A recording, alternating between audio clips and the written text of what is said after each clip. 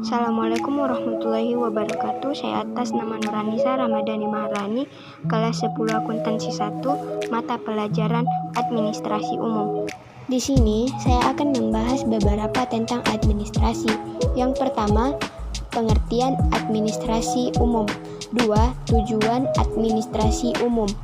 Dan yang ketiga, fungsi administrasi umum. 4. Unsur-unsur administrasi umum. 5. Surat masuk dan surat keluar. Dan yang terakhir, penataan surat atau dokumen. Pengertian administrasi terbagi menjadi dua, yaitu administrasi secara sempit dan administrasi secara luas. Secara sempit, administrasi merupakan kegiatan penyusunan data dan informasi secara sistematis dengan tujuan menyediakan keterangan bagi pihak yang membutuhkan, serta mempermudah memperoleh kembali informasi secara keseluruhan dalam hubungan satu sama lain, atau dengan kata lain disebut tata usaha. Bentuk kegiatannya biasanya meliputi catat-mencatat, surat-menyurat, pembukuan sederhana, dan sebagainya yang bersifat teknis ketatausahaan. Administrasi secara luas. Secara luas, administrasi kegiatan kerjasama yang dilakukan oleh dua orang atau lebih berdasarkan pembagian kerja yang telah ditentukan dalam struktur organisasi dengan mendayagunakan sumber daya yang ada untuk mencapai tujuan secara efektif dan efisien. Pembahasan yang kedua yaitu tujuan administrasi. Yang pertama, untuk memantau aktivitas administrasi. Jadi, di dalam kegiatan administrasi itu banyak sekali.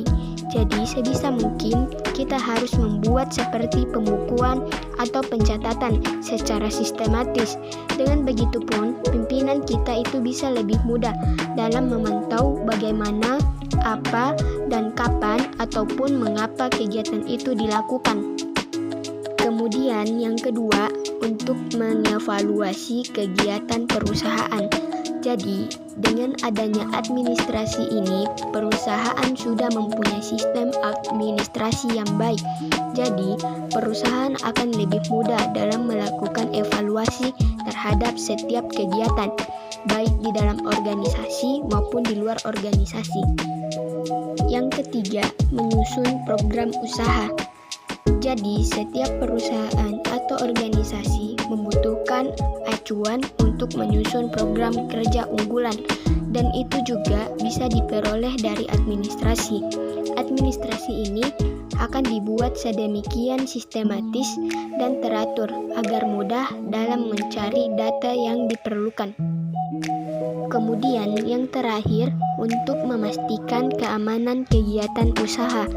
Belum tentu kegiatan usaha kelompok ataupun perorangan itu terjamin keamanannya. Karena itu, mereka membutuhkan administrasi untuk memantau setiap keluar masuknya pihak yang bersangkutan sampai masalah biaya. Maka dari itu, administrasi ini dibutuhkan agar tercatat jelas dan detail semua aktivitas dan transaksi yang dilakukan oleh perusahaan. Pembahasan yang ketiga yaitu fungsi administrasi. Fungsi administrasi ada 7. Yang pertama yaitu planning atau perencanaan. Nah, dalam kegiatan perencanaan ini, kegiatan administrasi itu wajib memerlukan yang namanya sebuah perencanaan yang baik dan matang. Contohnya seperti pengumpulan data, penyusunan perencanaan, pengolahan data, di mana kegiatan tersebut administrasi sangat diperlukan. Fungsi yang kedua adalah organizing atau penyusunan. Nah, dalam kegiatan organizing ini sangat dipedulikan dalam kegiatan administrasi, baik itu di berbagai bidang. Nah, yang dimaksud organizing ini adalah kegiatan menyusun dan membentuk hubungan-hubungan kerja antar individu sehingga terwujud kesatuan usaha dalam mencapai tujuan perusahaan atau instansi. Nah, contohnya seperti pembagian tugas, pembagian wilayah kerja. Nah, biar jelas tugas yang diemban oleh karyawan tidak mentrak sana-sini. Fungsi yang ketiga yaitu coordinating atau koordinasi. Nah, fungsi koordinasian atau coordinating ini wajib dilakukan setiap perusahaan agar berjalan dengan baik dan benar, sehingga koordinasi ini fungsinya itu supaya tidak ada kekacauan ataupun kerusakan atau kekosongan dalam aktivitas sebuah usaha. Jadi, koordinasi ini dapat dilakukan setiap individu, setiap bagian, biar satu dengan yang lain itu saling sinkron, saling memahami antar karyawan. Fungsi yang keempat, yaitu reporting atau laporan. Fungsi laporan ini atau reporting memerlukan aktivitas pemantauan dan penyampaian pengembangan hasil dan proses suatu kegiatan. Nah, wujudnya membuat laporan baik itu lisan maupun tertulis. Nah, laporan akan diserahkan ke pihak yang terkait, biasanya jabatan yang lebih tinggi. Gunanya apa sih? Gunanya untuk evaluasi kinerja untuk kedepannya. Itulah fungsi dari laporan. Fungsi yang kelima yaitu budgeting atau penyusunan anggaran. Administrasi juga memiliki fungsi budgeting. Hal ini untuk kegiatan perencanaan dan pengelolaan keuangan atau anggaran dalam organisasi yang dilakukan secara berkesinambungan atau berkelanjutan. Tujuannya fungsi budgeting ini tujuannya agar semua anggaran keuangan yang ada di dalam perusahaan itu bisa dimanfaatkan secara optimal dan efisien. Nah, itulah fungsi dari anggaran. Fungsi yang keenam ini adalah staffing atau penempatan. Fungsi administrasi yang keenam ini yang dimaksud dengan penempatan adalah kegiatan yang berhubungan dengan tenaga kerja, yakni dari proses persekutuan, kemudian pelatihan dan pengembangan serta pembagian tugas harus sesuai dengan keahlian masing-masing. Fungsi yang terakhir yaitu adalah directing atau pengarahan, atau bahasa Indonesianya itu pembimbingan. Nah, fungsi ini biasanya berkaitan dengan aktivitas interaksi dengan anggota organisasi dalam bentuk pemberian bimbingan, saran, perintah, atau pengarahan dari pimpinan agar tugas yang dijalankan itu dapat berjalan dengan baik guna mencapai tujuan yang sudah ditentukan. Nah, hal ini sangat guna untuk meningkatkan kinerja perusahaan. Nah, itulah 7 fungsi administrasi. Pembahasan yang keempat yaitu unsur-unsur administrasi. Yang pertama adalah pengorganisasian. Pengorganisasian ini rangkaian perbuatan menyusun suatu kerangka organisasi yang menjadi wadah atau tempat bagi setiap kegiatan dalam usaha kerjasama mencapai tujuan yang telah ditentukan atau ditetapkan. Contohnya itu seperti kita menentukan visi dan misi perusahaan, kemudian membuat struktur organisasi, kemudian membagi tugas pada setiap karyawan. Nah, itulah yang namanya perorganisasian. Yang kedua yaitu adalah manajemen. Manajemen yang merupakan rangkaian perbuatan menggerakkan karyawan dan mengarahkan segenap fasilitas kerja agar tujuan kerjasama yang telah ditetapkan benar-benar tercapai. Contohnya menggerakkan karyawan ini seperti kita memotivasi karyawan agar kinerja mereka semakin semangat, kemudian memberikan tunjangan, memberikan pelayanan yang baik kepada karyawan supaya mereka kerjanya semangat dan termotivasi untuk mencapai tujuan yang sudah ditetapkan oleh perusahaan. Yang ketiga adalah tata hubungan atau komunikasi. Komunikasi ini merupakan rangkaian perbuatan yang menyampaikan warta atau berita dari satu pihak kepada pihak yang lain di usaha kerjasama. Nah, komunikasi juga ini sangat penting dalam administrasi. Kenapa demikian? Ketika karyawan satu memperoleh informasi tersebut juga disebarluaskan kepada karyawan yang lain. Supaya apa? Agar mereka saling tahu informasi atau up to date, agar mereka juga tidak ketinggalan informasi yang sudah beredar selama ini. Kemudian, komunikasi dengan sesama karyawan juga harus baik. Yang keempat adalah kepegawaian atau personalia, merupakan rangkaian perbuatan mengatur dan mengurus tenaga kerja yang diperlukan dalam usaha kerjasama. Nah, kepegawaian juga ini harus disesuaikan dengan kebutuhan organisasi. Dalam mencari karyawan, ini juga harus tidak sembarangan. Perusahaan juga harus mencari karyawan sesuai dengan apa yang dibutuhkan. Yang kelima adalah keuangan. Keuangan ini merupakan rangkaian perbuatan mengelola segi-segi pembelanjaan dalam usaha kerjasama. Nah, dalam pengelolaan keuangan ini, perusahaan atau organisasi ini harus pintar-pintar mengelola keuangan yang ada dalam perusahaannya. Jangan sampai kita menggunakan uang itu sembarangan. Gunakan uang yang dimiliki itu sebaik mungkin. Yang keenam adalah perbekalan atau sarana prasarana. Nah, sarana prasarana ini merupakanlah rangkaian perbuatan mengadakan, mengatur, pemakaian, mendaftar, memelihara, sampai menyingkirkan segenap perlengkapan yang sudah tidak diperlukan dalam usaha kerjasama. Nah, perusahaan juga harus teliti membeli sarana prasarana yang dibutuhkan pada saat itu juga. Jadi, kalau perusahaan tidak memerlukan alat-alat ini, tidak usah dibeli. Jadi, belilah alat atau sarana prasarana perusahaan yang diperlukan. Kemudian, belilah sarana prasarana yang berkualitasnya bagus. Yang ketujuh adalah tata usaha. Tata usaha ini rangkaian perbuatan menghimpun, mencatat, mengelola, menggandakan, mengirim, dan menyimpan keterangan-keterangan yang diperlukan dalam usaha kerjasama.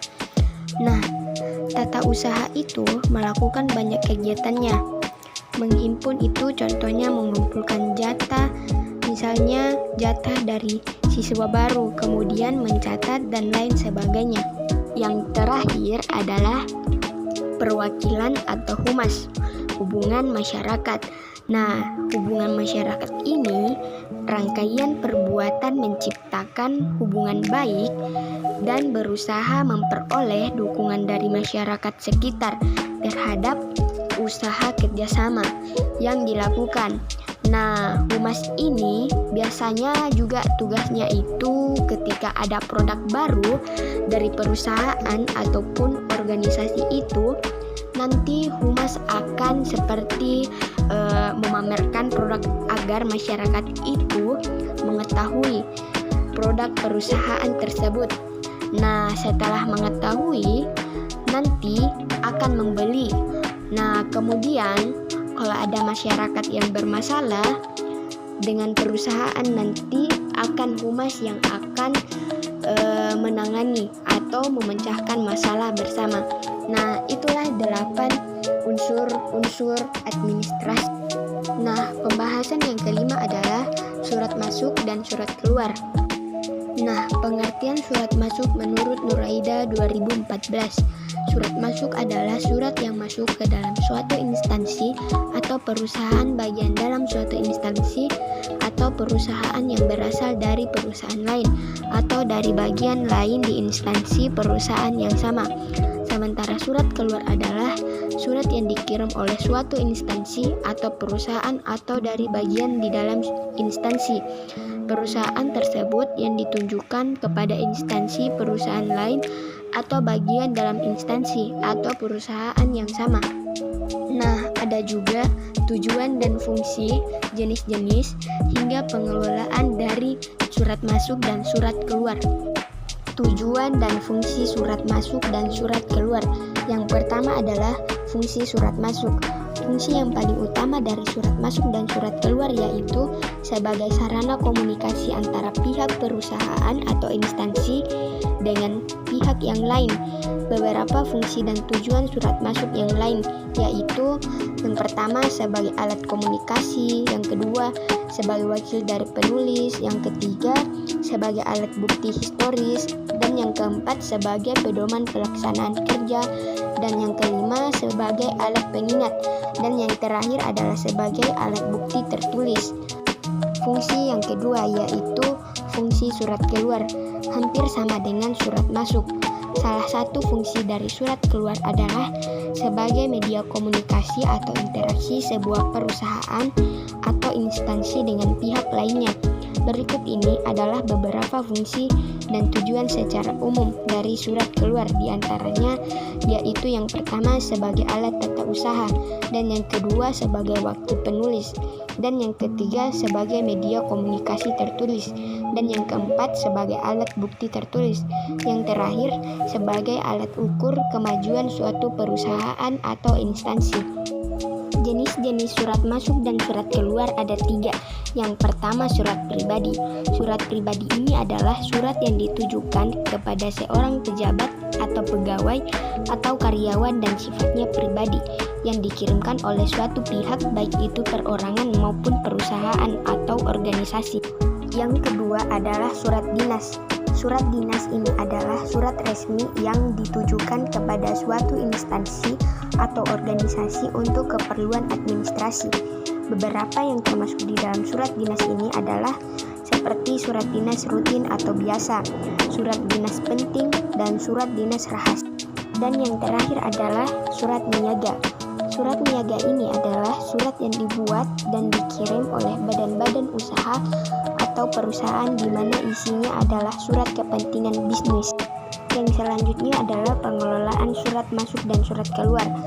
Ada beberapa tahapan penerimaan surat atau pengelolaan surat. Yang pertama adalah penerimaan surat.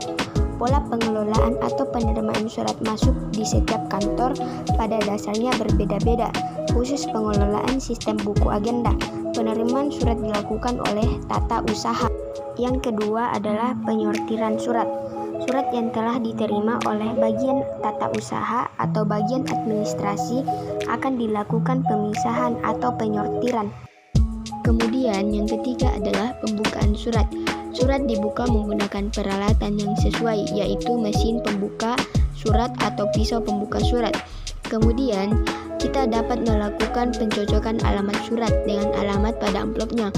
Jika terdapat perbedaan data antara alamat amplop dengan isi surat, maka amplop dapat disatukan di belakang surat dengan stapler. Namun, apabila ada kesamaan data antara alamat tujuan pada amplop dengan alamat pada kertas surat, maka amplop tidak perlu disatukan. Yang keempat, pencatatan atau registrasi. Pencatatan surat dapat dikerjakan dengan memakai buku agenda.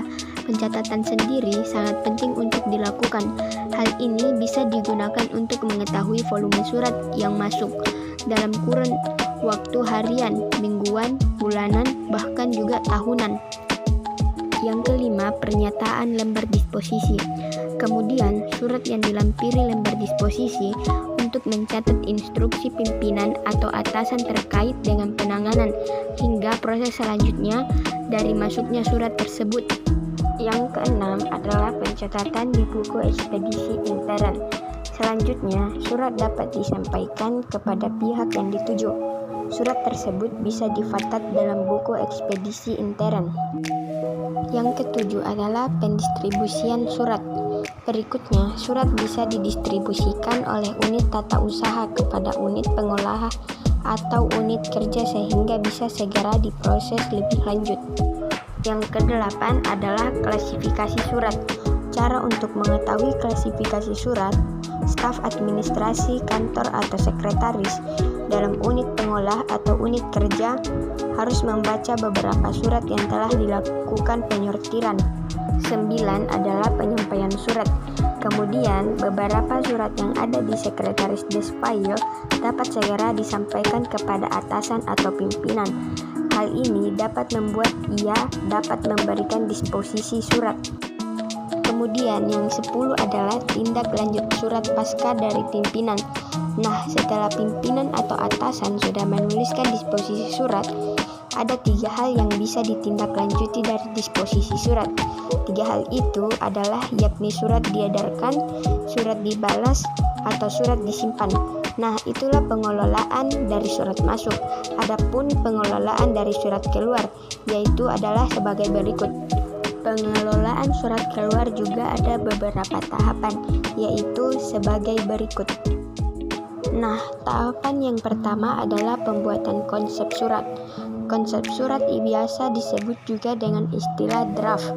Pembuatan konsep surat dapat disusun dan dibuat sesuai bentuk surat yang benar atau yang sesuai dengan keinginan pimpinan.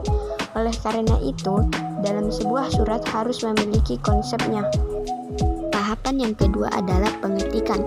Apabila konsep surat telah disetujui dan diberi kode atau nomor surat, surat dapat langsung diserahkan kepada unit pengolah. Setelah itu, seorang kepala unit pengolah harus memiliki tekun dan teliti pada saat melakukan pemeriksaan pada hasil pengetikan konsep surat tersebut. Setelah melalui koreksi, maka konsep surat tersebut telah memiliki bentuk surat yang sesuai dengan ketentuan yang ada. Tahapan yang ketiga adalah mengetik surat dalam bentuk akhir. Kemudian, konsep yang telah disetujui oleh pimpinan tersebut dapat dilakukan pengetikan dalam bentuk akhir pada kertas, tentu saja dengan kepala surat atau kop surat. Tahapan yang keempat adalah penandatanganan. Selanjutnya, surat yang telah diketik di kertas dapat diserahkan kepada pimpinan atau pihak yang memiliki wewenang untuk memberikan tanda tangan. Tahapan yang kelima adalah pencatatan.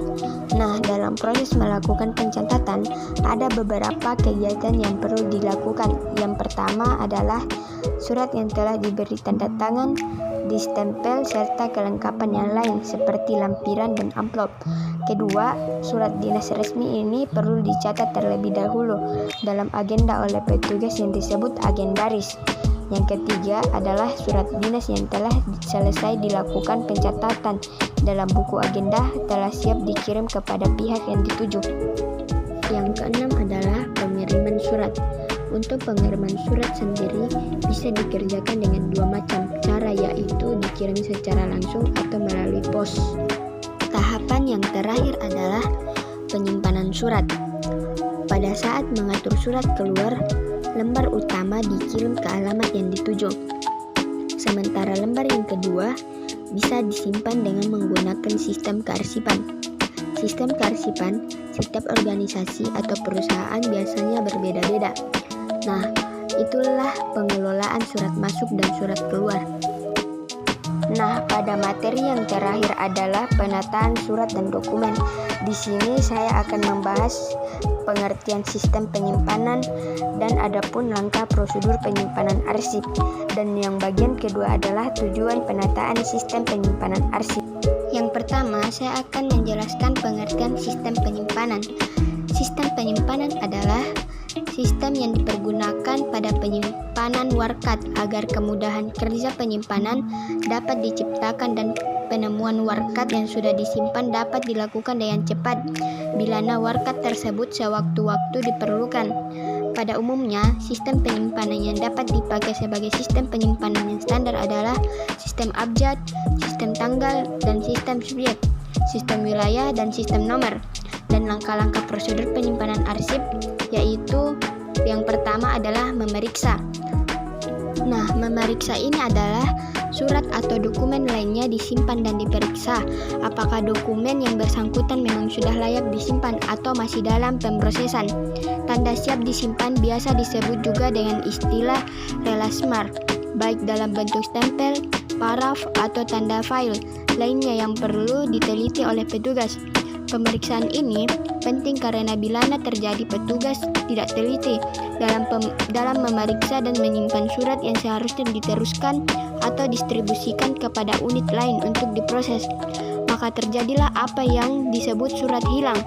Dengan begini akan timbul kekacauan antar petugas yang saling menyalahkan sewaktu surat ditanyakan pimpinan. Kemudian yang kedua adalah mengindeks. Mengindeks adalah proses menemukan kata tangkap atau caption dari suatu surat atau dokumen untuk kepentingan penyimpanan. Di dalam pekerjaan diharapkan petugas dapat menentukan subjek. Surat tidak hanya berdasarkan subjek yang tertulis pada perihal surat. Dari indeks ini, petugas dapat melihat daftar klasifikasi subjek untuk mengetahui istilah yang bersangkutan secara lebih rinci. Kemudian yang ketiga adalah mengkode. Mengkode adalah memberi tanda pada surat dengan cara menuliskan kata-kata di atas kertas surat yang bersangkutan dengan tulisan tersebut. Petugas dapat menyortir ataupun menempatkan surat sesuai dengan subjek yang benar, atau berdasarkan kode tersebut, petugas dapat menempatkan atau menyimpan surat yang dikembalikan dari peminjaman tempatnya tanpa mengalami kesukaran karena kode penyimpanannya sudah ada. Yang keempat adalah menyortir. Menyortir adalah mengelompokkan surat terlebih dahulu untuk memudahkan pekerjaan penempatannya di tempat penyimpanan. Dengan adanya penyortiran, surat-surat disimpan bergiliran kelompok demi kelompok. Jika surat yang akan disimpan hanya sedikit, maka tidak perlu disortir terlebih dahulu karena dapat dilakukan penyimpanan sekaligus secara mudah. Yang terakhir adalah menempatkan. Dalam sistem subjek pengelompokan arsip atau dokumen berdasarkan subjek atau pokok masalah, penunjuk yang dipergunakan untuk map, laci almari arsip, map order, rak arsip, dan lain-lain. Sarana penyimpanan arsip berupa istilah subjek. Istilah tersebut dimulai dari kelas utama, kelas subkelas, sub-subkelas tergantung jumlah surat dari subjek bersangkutan yang disimpan dengan pengelompokan yang lebih terperinci. Apabila alat yang digunakan untuk menyimpan adalah map gantung dalam lemari arsip, surat mula-mula ditempatkan dalam map dengan label subjek utama. Apabila suratnya banyak, subjek utama menjadi label laci. Apabila dokumen yang disimpan sangat banyak, almari arsip dapat berlabelkan subjek utama. Agar mudah dipahami, diambil contoh sederhana yakni penyimpanan dengan map gantung. Misalnya, subjek personalia terdiri atas tingkatan-tingkatan sebagai berikut. 1. Subjek utama sama dengan personalia. Subjek kedua, penerimaan. Subjek ketiga, sarjana. Subjek subsubjek sama dengan pertanian. Nah, itulah langkah prosedur penyimpanan arsip ada 5. Dan itulah juga penjelasannya. Lanjut, yang kedua adalah tujuan penataan sistem penyimpanan arsip. Adapun tujuan penataan sistem penyimpanan arsip, yang pertama adalah agar arsip dapat disimpan dan ditemukan kembali dengan cepat dan tepat. Yang kedua adalah menunjang terlaksananya penyusutan arsip dengan efektif dan efisien. Yang ketiga adalah untuk menjadikan setiap record tersebut lebih mudah dicari apabila dibutuhkan untuk referensi. Yang keempat adalah menjaga bahan-bahan arsip itu agar setiap historis dari perusahaan maupun individu dapat ditempatkan di suatu tempat tertentu, baik dalam kelompok, subjek, daerah, maupun bersamaan. Yang kelima adalah memudahkan pencarian arsip jika sewaktu-waktu diperlukan. Yang keenam adalah untuk lebih mengembangkan atau lebih menguntungkan apabila bahan arsip itu ditempatkan secara permanen demi untuk kelancaran tugas perusahaan atau kantor selama waktu arsip tersebut digunakan. Nah, itulah guys pembahasan administrasi umum dari saya. Dan saya akhiri, wabillahi taufiq wal hidayah. Wassalamualaikum warahmatullahi wabarakatuh. Bye bye, thank you for watching.